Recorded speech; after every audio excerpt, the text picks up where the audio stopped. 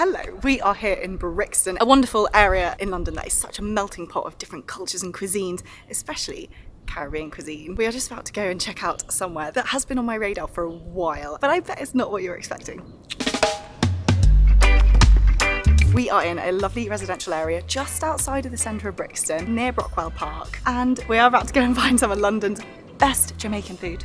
We have arrived at a place called Maureen's Kitchen. Maureen has set up an eatery in her backyard, serving the most incredible Jamaican food from fried chicken, curry goat, to mac and cheese. Let's go check it out. Maureen learned to cook with her grandma in Jamaica before moving over to the UK in the early 1990s. Now for over 2 decades, Maureen has been serving authentic Jamaican dishes from her home kitchen and backyard, including the famous jerk chicken cooked over traditional coal burners and jerk pans. But before we dive into the mouth-watering dishes from Maureen's incredible kitchen, I just want to take a moment to explore the rich history of jerk, because behind its bold flavours lies a powerful story of survival, cultural fusion and resilience. At its heart, jerk refers to a traditional method of seasoning and slow cooking meat over fires or smoke. The word jerk encompasses the spice blend, the method of preparation and the final smoky, flavourful product. The seasoning itself is honestly so delicious. It's a vibrant mix with cornerstone ingredients like allspice, Scotch bonnet chilies, ginger, thyme and garlic. These ingredients are blended with other herbs and spices, creating the distinctive taste that jerk is famous for today. Now, the roots of jerk can be traced back to a fusion of indigenous and African cooking traditions. The Taino people who inhabited the Caribbean long before colonization first developed techniques for slow roasting meat over open flames. By the time Christopher Columbus arrived in the late 1400s, the Taino were the dominant group in what is now Jamaica. Their population was decimated under Spanish rule due to disease, exploitation and violence. And by the mid-1600s, when the British seized Jamaica from the Spanish, only about 10% of the Taino people had survived. It was around this time that enslaved Africans were brought to Jamaica by the British. Some of these enslaved people, though, escaped and disappeared into the island's mountainous interior, forming independent communities known as the Maroons. The Maroons carried with them their African culinary techniques and began blending them with those of the Taino people. This fusion of indigenous and African traditions birthed the culinary method we now celebrate as jerk. Fast forward to August 6, 1962, Jamaica gained independence from the UK, and jerk became a celebrated symbol of Jamaican identity. It's around this time that we begin to see a change in the cooking process of jerk. Jamaica's limited access to natural gas and growing reliance on oil imports led to an abundance of discarded oil barrels. So cooks began repurposing these barrels into grills, transferring the traditional pit-style jerk cooking into what we now know as the jerk drum.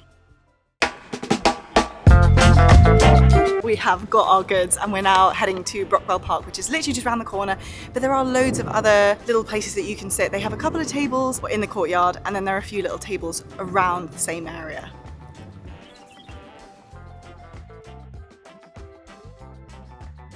I'll unpack. Found a little spot in Brockwell Park. This is the mac and cheese. It's still really warm as well. Then we got some cutlery. Cutlery goes there. This is the fried chicken. A little bit of shallot for fun.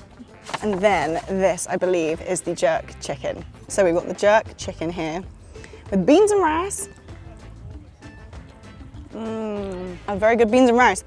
Oh, you can already start to taste the jerk chicken sauce. Wow. Not quite sure how to attack this, to be honest. So the jerk chicken was being cooked in those fantastic barrels. You can taste the smokiness that comes through the chicken. And then the jerk sauce is lovely and spicy, a little bit sweet, super flavourful. It just falls off the bone. They're up and early, smoking it from like 5 a.m. What's really interesting is that they obviously cook with the bone in. Now that just provides extra flavour to the chicken, whereas I think a lot of cooking nowadays, whenever you go to a restaurant, you tend to want chicken without the bone, which is I totally get it, because you just want to be able to like bite into it, but the bone provides so much flavour. Henry just said there's no dead bite, which is so true, because like every mouthful you have, it's like a new flavour, it's a new element of the jerk sauce, or a bit of herbiness or a bit of spiciness. There are a lot of bones, but I feel like that's just the whole point. It also makes you eat slower, so you get more full.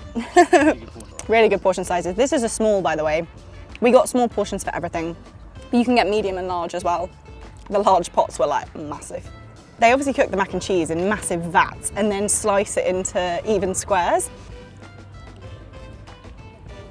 That's a solid bit of mac and cheese, that. The pasta is so condensed into the mac and cheese, and then you've got this lovely layer of a combination of, I believe, like red Leicester, mozzarella, cheddar on the top. It's not floury at all, it doesn't lack flavour, it's really nice. It's like a very easy thing to eat.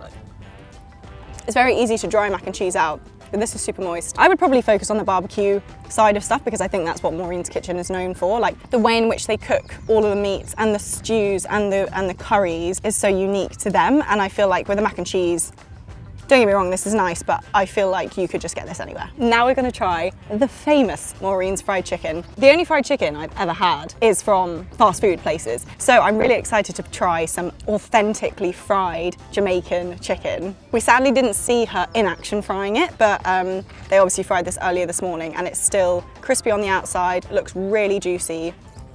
You got a lovely buttery, crispy outside and then the succulent chicken on the inside. Lovely. I don't even know what part of the chicken this is. I don't know where it went. Poor spider just crawled over me. I do like spiders, I don't want to harm them, but I'd rather they didn't crawl over me. I could just have a Tupperware of this beans and rice with sauce. Honestly, it's delish.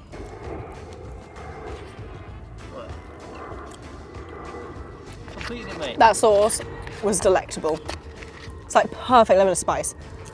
There are so many other dishes that I would want to try from Maureen's. When we got there, they have a larger menu, but then they also have a specific day menu where they'll sell the stuff that's on that specific day that they've made. So one thing that I really wanted to try was the curry goat, and they didn't have that. So let me know in the comments below if you've been and if you tried the curry goat, what your thoughts are. Thank you for watching. Feel free to like and subscribe if you fancy, and I will see you next time.